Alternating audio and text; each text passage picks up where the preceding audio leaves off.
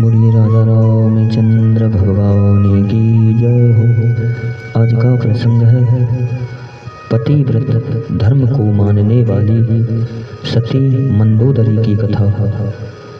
अहिल्या, द्रौपदी, तारा, कुंती और मंदोदरी, इन पांचों को संतों ने पंचकन्या कहा गया है। इन पांचों के पति होते हुए भी इन्हें कुंवारी कन्या के समान पवित्र माना गया है। रावण की पत्नी मंदोदरी अप्सरा हेमा की पुत्री होने के कारण अत्यंत ही सुंदर थी। संक्षिप्त में मंदोदरी का जीवन परिचय सुनाने जा रहे हैं। आशा करते हैं आप इसे अवश्य ही पसंद करेंगे। त्रिपुर निर्माता दानवराज मैंने अप्सरा हेमा से परिणय किया। अप्सरा आखिर कब तक दानवपुरी में रह पाती। देवताओं के आवाहन पर वह स्वर्ग को वापस चली गई।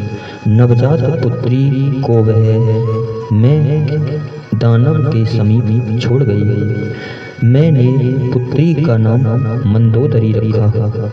पत्नी के वियोग से व्याकुल मैं का सारा स्नेह पुत्री में केंद्रित हो गया। वे स्त्री वियोग से कातर इधर उधर घूमते रहते थे। स्वर्णपुरी में उन्हें विश्राम नहीं मिलता था। अपनी कन्या को वे सदा अपने साथ ही रखते थे। मैं अपनी कन्या के लिए पृथ्वी पर घोर अरण्य में घूम रहे थे। मंदोदरी ने 15 वर्ष की आयु में प्रवेश किया। उस सौंदर्यमयी किशोरी में तारुण्य ने प्रवेश पाया था। अकस्मात राक्षस राज रावण से मैं का वहीं साक्षात हो गया। अभी रावण अविवाहित था। दानवेंद्र और राक्षसेंद्र का परस्पर परिचय हुआ। पितामह ब्रह्मा के प्रपौत्र रावण ने अपने वंश का परिचय देकर मैं से उसकी पुत्री की याचना की। दानवेंद्र को सुयोग पात्र मिला। उन्होंने वहीं रावण को विधिवत कन्यादान किया। दहेज में अनेक दिव्यास्त्र तथा अमोघ शक्तियां दी। इस प्रकार मंदोदरी रावण की पटरानी हुई। रावण ने अनेक देव गंधर्व एवं नाग कन्याओं से विवाह किया, परंतु मंदोदरी सर्वप्रधान तथा सदा रावण को सबसे प्रिय रही। मंदोदरी ने सदा रावण का कल्याण चाहा और उसे सदा सत्य पथ पर बनाए रखने के प्रयत्न में रहती थी। उसने रावण के दुष्कृत्यों का सदा नम्रता पूर्वक विरोध किया। सतीत्व स्वयं एक महासाधना है और उससे समस्त सिद्धियां स्वतः प्राप्त हो जाती हैं।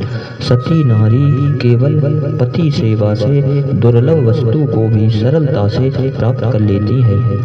मंदोदरी के सतीत्व ने उसके हृदय में स्वयं यह प्रकाश प्रकट कर दिया कि परात्पर पुरुष का अवतार अयोध्या में हो चुका है। जब रावण ने छल से श्री जनक नंदिनी जी का हरण किया तो मंदोदरी ने बड़ी नम्रता एवं शिष्टता पूर्वक उसे समझाया।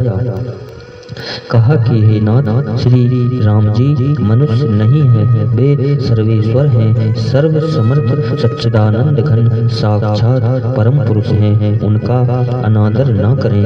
वैदेही साक्षात जगजननी योग माया है। यह बैर आपके लिए योग्य नहीं है। श्री जनक नंदिनी को श्री राम जी के समीप पहुंचा दीजिए। लंका का राज मेघनाथ को दे दें। हम दोनों वन में कहीं उन कौशल कुमार का ध्यान करें। वे करुणा में अवश्य हम पर कृपा करेंगे। एक दो नहीं अनेक बार चरण पकड़कर मंदोदरी ने पति को समझाया। जब भी लंकेश्वर अंतःपुर में मिलता, यह साध्वी उससे आग्रह पूर्वक प्रार्थना करती और पूरी रात्रि अनुनय एवं उपदेश में व्यतीत हो जाती। जिस अहंकारी ने सीता देहूं राम कहूं कहने पर विभीषण को लात मारकर लंका से निकाल दिया था,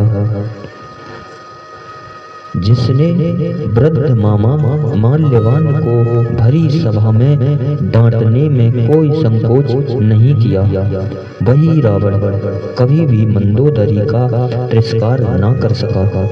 हंसकर टाल जाता या उठकर चल देता। वह जानता था कि पत्नी सच्चे हृदय से उसका कल्याण चाहती है। जो होना था हो गया। सर्वात्मा के संकल्प में बाधा देना संभव नहीं। वे राघवेंद्र पृथ्वी का भार दूर करने साकेत से पधारे थे। उन्हें तो रावण वध करना ही था। रण क्षेत्र में दशानन के सब पर रोती बिलखती मैं की पुत्री को उन्होंने कृपा की दृष्टि से देखा। शुद्ध हृदय पर भगवत कृपा हुई। माया का आवरण छिन्न हो गया। कहाँ का शोक और कैसा मोह। विभीषण लंकेश्वर हुए। मंदोदरी फिर भी लंका की महारानी बनी रही। यह क्या है, कैसा है यह सत्यत्व। मंदोदरी तो पंच कन्याओं में है। इस कन्या का अर्थ क्या है। शरीर जड़ है, कर्म भी जड़ है। ना तो शरीर किसी कर्म को पकड़ता है और ना कर्म किसी को पकड़ते हैं। कर्तापन ही कर्म संस्कारों का संचय करता है। भगवान ने कहा है, यस्य नाह कृतो भावो बुद्धिर्यस्य न लिप्यते हत्वापि सा इम्लोकान् हन्ति न निप्यते। पत्नीत्व का क्या किसी पुरुष से वैसे सुखेच्छा से उसका स्वीकार।